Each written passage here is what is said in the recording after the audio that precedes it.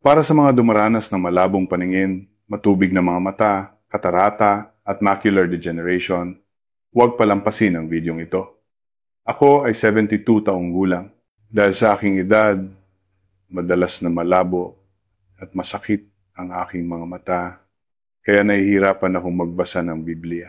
Sinabi ng doktor na ang aking mga mata ay nagsisimula ng magpakita ng mga palatandaan ng macular degeneration at katarata.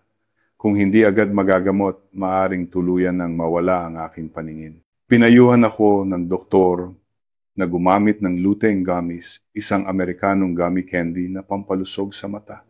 Nakakagulat na bumuti nang malaki ang aking malabong paningin. Pagkatapos ng mga 2,003 linggo, hindi na gaanong tuyo ang aking mga mata. Mas malinaw na akong nakakakita at mas madali nang magbasa at magdasal.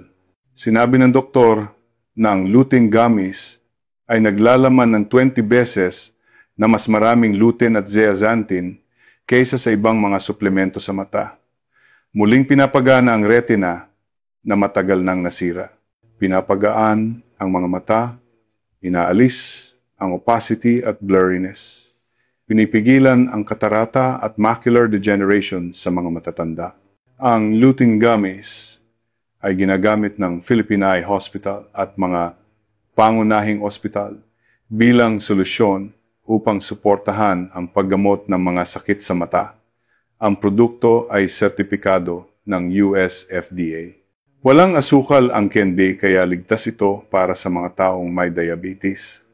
Sana ay maagapan ng mga mahigit 40 taong gulang ang kanilang mga mata.